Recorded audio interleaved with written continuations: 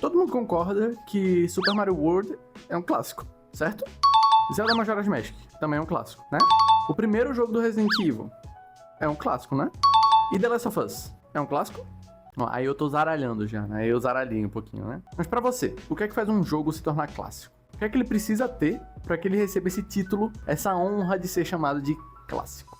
Então, essa é uma pergunta que parece bem simples, mas eu tô há um tempão tentando achar a resposta. Não é tão simples quanto parece. Se você for pesquisar a definição da palavra clássico, vão aparecer algumas definições, né? Alguns significados variando de um pro outro. Mas a que eu achei conseguiu se assemelhar mais com o que a gente tá procurando foi a seguinte, que serve como modelo ou referência. Pronto, é isso. A gente achou a resposta e agora esse é o fim do vídeo. Obrigado, tá, gente?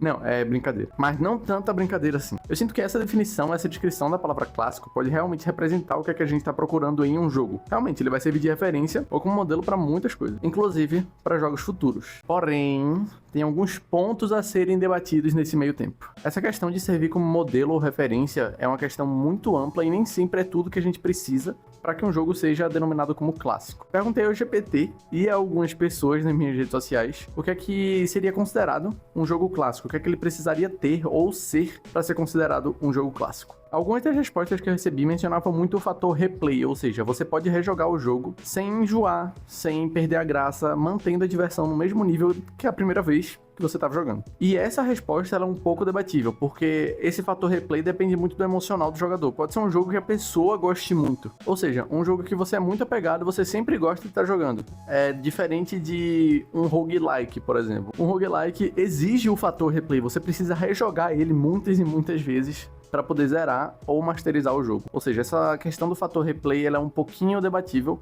mas é um ponto válido, levando em conta o lado emocional da coisa. Outras respostas que eu consegui encontrar foram: o jogo não é esquecido ou esquecível, ele está sempre sendo citado e referenciado de maneira positiva, mesmo nos dias de hoje. E faz muito sentido essa resposta. Mas aqui a gente tem alguns pontos a serem considerados. Bora lá. O jogo ele pode ser considerado um clássico de um gênero específico. Um exemplo que eu vou citar aqui seria Hollow Knight. Ele é um clássico dos Metroidvania. Mesmo sendo o jogo mais atual, ele é muito referenciado, ele é muito falado, ele é muito pedido. Então, querendo ou não, ele se tornou um clássico atual dos Metroidvania, tornando até mais famoso e mais falado do que os primogênitos desse gênero, né? Sejam eles Metroid ou Castlevania. Ou Chrono Trigger, que é um clássico dos JRPGs, que veio a gerar Sea of Stars e Chrono Cross, que são jogos gigantescos desse estilo de jogo, desse gênero de jogo. Segundo tópico, o jogo pode ser clássico por termos técnicos. Eu gosto muito de citar o Super Mario 64, que introduziu a franquia a um mundo 3D, onde se encontra até hoje, e o Zelda Majora's Mask, que introduziu a mecânica de loop temporal nos jogos. Inclusive, essa mecânica é infalível, esse jogo é impecável. Não zerei, mas pretendo. E ele passa essa ideia de inovação. Por isso ele se tornou um clássico. Eles trouxeram ideias novas, sabe? Foi uma inovação, gerando uma era nova. Terceiro tópico. O jogo pode ser considerado um clássico de uma geração específica, como por exemplo o GTA San Andreas é um clássico do PlayStation 2. Além dele ser um clássico da geração, ele é um jogo que muita gente passou horas e horas e horas jogando nas tardes da semana depois que chegava da escola. Ele também tem um fator emocional envolvido nisso, que faz com que ele se denomine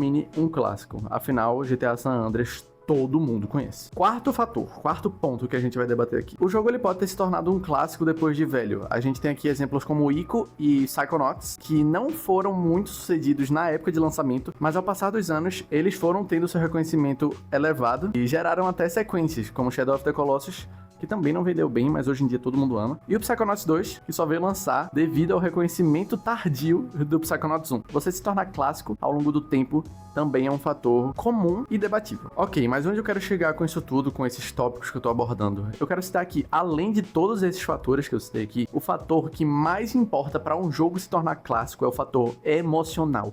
O impacto que ele teve na vida dos jogadores. Isso é o que faz o jogo se tornar um clássico. Então sim, respondendo a pergunta lá do começo, onde eu falei que tava zaralhando, a ligação que a gente faz da palavra clássico com jogos um pouquinho mais antigos tá exatamente ligado a uma das definições que a palavra clássico pode ter: antigo, ancestral, velho e tradicional. Ou seja, coisas mais antigas que criaram a sua base e se mantiveram sólidas por ali. Então é por isso que a gente relaciona clássicos com jogos um pouquinho mais antigos. Então, ignorando algumas definições da palavra clássico, a gente pode sim dizer que, sei lá, Minecraft, Dark Souls, Bloodborne, GTA V são clássicos. Eles carregam muitas gerações e muitos jogadores até hoje. Minecraft, meu Deus do céu, Minecraft lançou tem 16 anos e ainda tá sendo jogado hoje em dia, com uma fanbase gigantesca. GTA V lançou tem 12 anos e ainda é jogado por muitos jogadores. Dark Souls e Bloodborne carregam uma fanbase gigantesca que vem anos e anos e anos e anos pedindo Bloodborne no PC e falando que Elden Ring é a maior coisa já criada na história. Até a porra do Red Dead 2, que não sai da boca do gamer médio desde que ele lançou lá em 2018 e não ganhou o Game Awards. Ele pode ser considerado um clássico, afinal ele tem muitas mecânicas inovadoras, ele é um jogo atemporal, que eu sinto que não vai envelhecer tão cedo, e ele pode ser sim considerado um clássico. Outro ponto que eu queria abordar com vocês é sobre os remasters e remakes, e sobre a importância que eles têm ao tornar um jogo clássico. Jogos como esses aqui...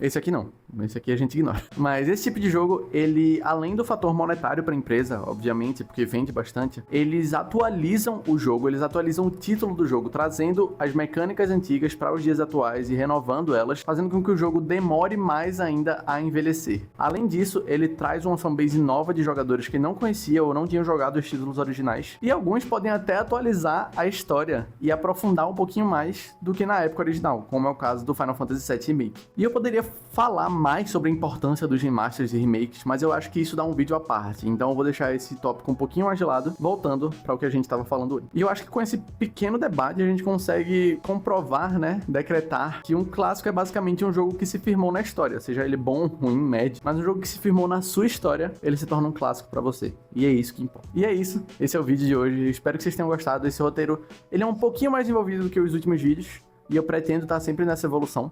Mas é isso. Por favor, se inscreve, compartilha esse vídeo aí se vocês gostaram. E comenta aí algum tema que você gostaria de ver. Eu posso estar dando uma olhada e talvez fazendo um vídeo sobre. Comenta aí também um jogo que pode ser clássico pra você. Como, sei lá, Bomba Pet é um clássico do Play 2 pra mim. Foi o jogo que me fez gostar de futebol. Então, é isso. Espero que vocês tenham gostado desse vídeo. Espero que vocês tenham parado pra pensar um pouco sobre clássicos. E é isso. Tamo junto, guys. Até a próxima. Tchau, tchau.